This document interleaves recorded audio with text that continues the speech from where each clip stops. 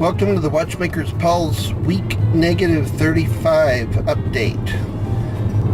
If you have by any chance gone back and checked my first blog on the Watchmaker's Pulse, I talked about the fact that I'm really not officially launching the Watchmaker's Pulse until 2018. That I've gone live with it, and I'm just not really promoting it too heavily. For the purpose of trying to practice and learn a little bit and just kind of document things along the way and try to figure out a little bit about what I'm doing. So, like I said, I'm not planning on shooting all these videos while I'm driving, but I wanted to experiment a little bit. The video I shot last week, I know the audio was just really terrible on it, and I was using my cell phone. So I have a Sony Handycam. It's an older model that I borrowed from somebody, and I'm trying it out, experimenting a little bit. I haven't purchased the camera equipment that I plan to use while we're doing our vlogging, so I wanted to try this, see how it works, and I'm just using the built-in microphone on the camera, and I'm also only going about 35 miles per hour right now, so I want to see how the sound quality is compared to last week. Last week when I was shooting that video, I was going speed limit. I'm going 55 on a highway, and I'll be doing that here in a little bit. But anyway, I just wanted to try this, try to see how the audio on this is going to be. I know a lot of the vloggers that I'm keeping up with, I mentioned them in the video last week, a lot of them are using boom mics with their video equipment, and I think that's probably a good idea, and I will plan on doing that, getting that as well, but I don't have any of that equipment yet, so I'm just trying this. I know I'm kind of rambling this morning. So week negative 35, this is the week after Easter. Last weekend was Easter Sunday, and so as usual we spent the time in church. I really encourage you guys, I don't know where your belief system is and all of that, but the more I record, the more you learn about me, the more you're going to learn about how strongly my faith intertwines with what I do with my life. And honestly, my faith in God as a Christian, as a follower of Jesus, is very important to me, and I encourage you, if it's not something that's important to you, or whatever level of belief that you might be, or other belief system or whatever, I really strongly encourage you to consider the claims of Christianity, not Christians, but Christianity, specifically the claims of Jesus. Jesus himself was the Son of God. He was God. He claimed that. He gave evidence for it. A really good movie that's currently playing in the theaters. I know it won't be in the theaters probably when you see this, but it should be available on DVD or online or whatever. But really good movie that came out last week, I think it was last week, maybe a couple of weeks ago, called The Case for Christ. A movie that was based on the story of Lee Strobel, who wrote a book by the same name. He's written a bunch of books. But The Case for Christ, if you've never read that book, I encourage you to do so. It really lays out a very good description of the evidence for Jesus' resurrection from the dead. And that really is what the Christian faith is founded on, or hinges on.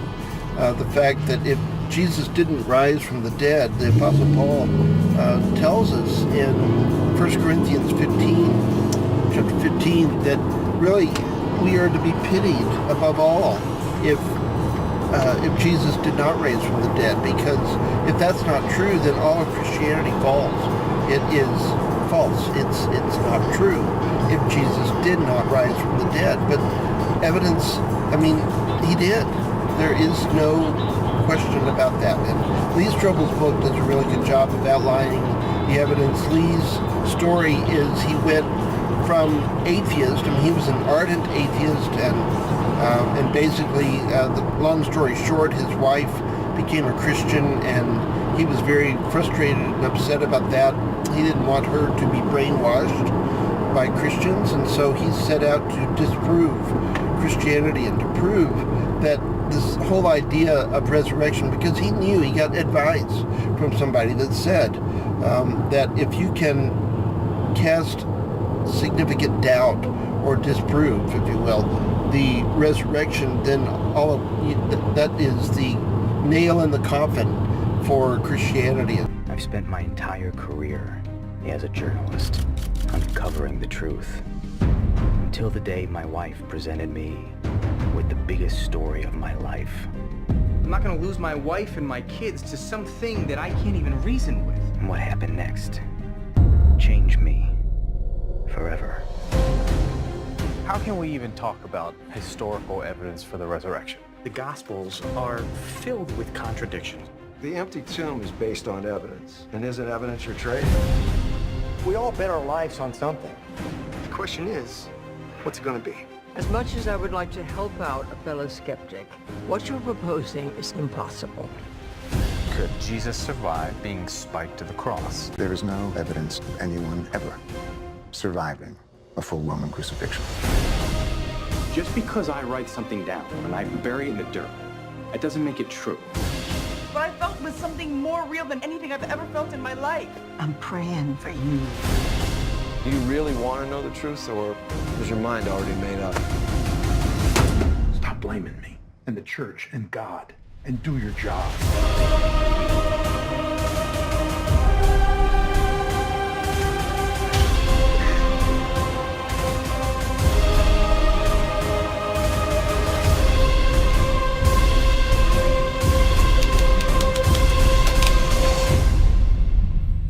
But he came to the conclusion after it was all said and done that there is more than ample evidence for the bodily, physical, real resurrection of Jesus Christ from the dead. And that is the key for Christianity, and that's what all of our hope is in. Here's a segment from our pastor's sermon this past Sunday. In 1 and 2 Corinthians 13:5, Paul says to these same Corinthians, examine yourself to see if you are in the faith. And that is the word to you and me this morning. We must take a long, serious look at our life to see if there is any evidence to substantiate our claim that we are Christians. I heard it put this way. If you were put on trial for being a Christian, would there be enough evidence to convict you? Or would there be reasonable doubt that you weren't a Christian? I mean, has it transformed you? Are you different than the world? Do you really love Jesus more than anything or anyone else? Are you bearing fruit in your lives? Does your life give witness to the reality that Jesus alone can change you? All this depends on what you believe. If you put your faith in religion, if you've put your faith in works, you've put your faith in church membership, you've put your faith in anything other than the gospel that Jesus died for your sins, that he was buried and raised on the third day. If you put your trust in anything or anyone else, you might have made a decision. You might have had an emotional experience. But if there's no fruit, there's no faith. So some of the other things that have been going on this week, besides the fact that we saw that movie, we actually saw it last weekend, so technically I guess that was part of last week. But anyway, as I've had time, of course I'm on my way to work and all that and traffic, and this is one of the things I'm really looking forward to getting away from in 35 weeks. I'm excited about that. I know these updates may get kind of tedious because we're not, if you're watching this channel at all, either you're my friend, on Facebook, or Facebook friends, real friends. Either you already know me or you have somehow gotten to this website, possibly because of your interest in full-time RV, and that's really what we are setting up to do. Everything that we're doing and I'm doing in these weekly updates is leading to that goal of going on the road full-time in an RV. We don't even own an RV yet, so we're still shopping for that and thinking about that, what we're going to do with that. I don't know for sure exactly when we're going to purchase, but our ultimate goal is December 21st. When I retire, we want to be able to have our house up for sale, hopefully right around there, if not a little bit before. Have our house up for sale And as soon as we can sell our house and all of our stuff, get rid of everything, we are going to move into an RV full-time and hit the road. And we're going to be documenting through the watchmakerspulse.com. I'll be documenting our adventures along the way. So I'm not only going to be doing updates about the progress that we're making, slow as it is, in getting our house and stuff ready to downsize and get rid of, although there is an awful lot of stuff to do. So here's some pictures about just an example of all this stuff. You almost might call this a hoarder's video because we've got so much stuff. I don't know if I should be embarrassed showing all of this, but it is what it is. It's what we have to go through. I've been working on clearing out this bathroom here, so I'm going to kind of shine this around and let you see what all things. This bathroom is pretty empty, as you can see. And we've got this little linen closet here and a shower and so forth. And most of the stuff in here has been pitched out the window, so I can get that lined up, into that dumpster down there. And I'm still working on that. So what I'm planning on doing is just completely tearing out everything in this bathroom and redoing the shower, toilet, vanity. This is an old 1960s vanity, so we're going to completely just redo all of this. It's kind of how all of our, most of our bathrooms are. So anyway, so that's the bathroom. And now if you look at, this is our old bedrooms, not where we sleep anymore. So most of this upstairs area has turned into just storage, and where we've had to start unloading things and putting everything that we have to go through and get rid of. So you saw me last week, I was showing ripping up the carpet. So the carpet in here is still going to have to be ripped up. There's hardwood under that, but you can see, you know, we just have stuff everywhere. So I'll just kind of show some of that. I've started clearing out some of the stuff in the closets.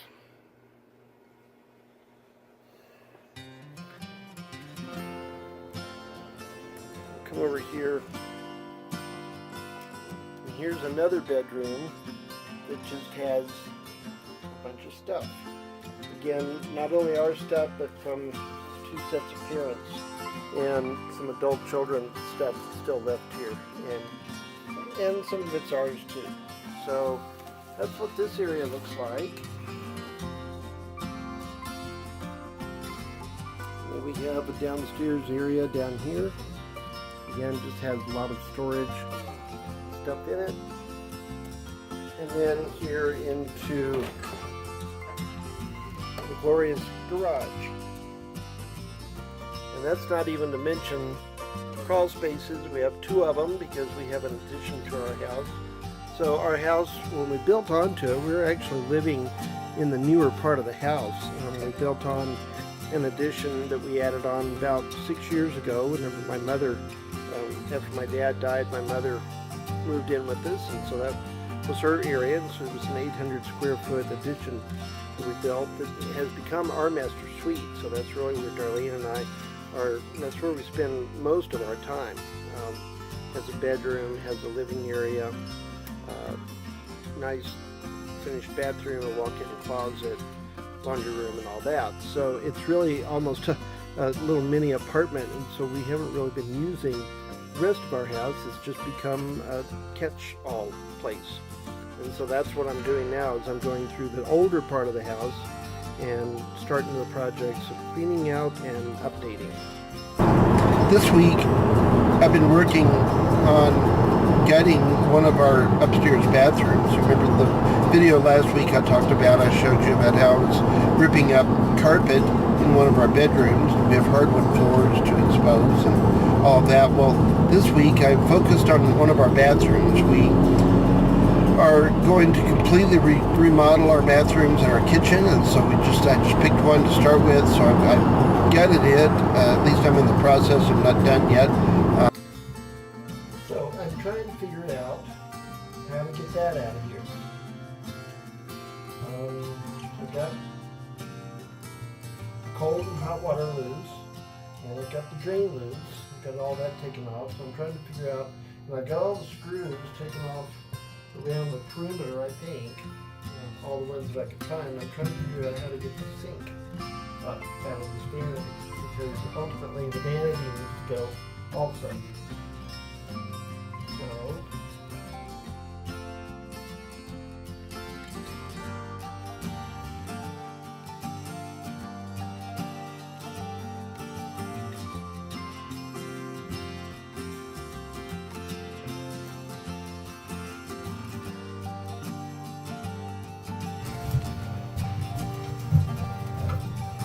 and if it breaks, it's not a big deal. Unless it falls on my foot or something.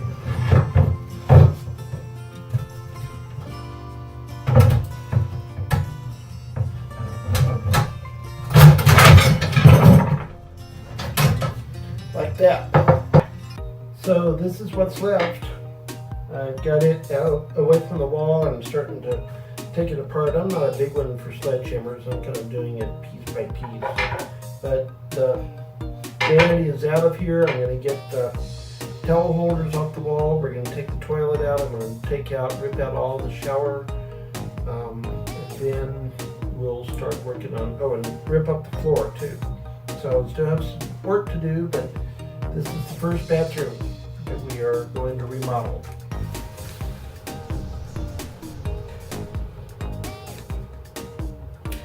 So I've got two floors down here. I've got the vinyl tile that's on top, and then I've got a linoleum kind of floor that's underneath.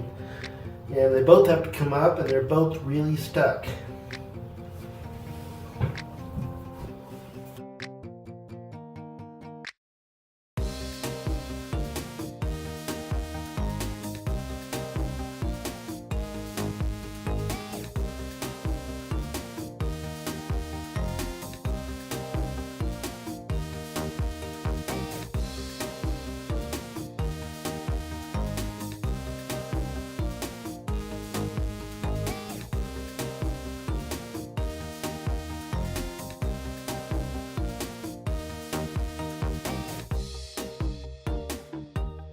Tore everything out of the bathroom, the vanity and the shower, and all the towel stuff. I left the toilet in there for now, if for no other reason, so I have a place to sit while I'm working on the floor. It's very difficult to get this flooring up, and so I'm trying to scrape that up, and it's just slow going. So anyway, that's what I've been working on this week. And that's kind of the update for week -35. So I hope you will continue watching, and I hope the audio on this one turned out a little bit better than last week. And if not, I'm going to continue making some purchases and getting my video equipment upgraded. Really like some of the video quality of some of the other videos that I've been watching on YouTube. So I'll be trying to continue to work on that and improve the experience, I hope. So thanks for watching. Subscribe, follow, Facebook, YouTube, watchmakershouse.com, all of that. See you next week.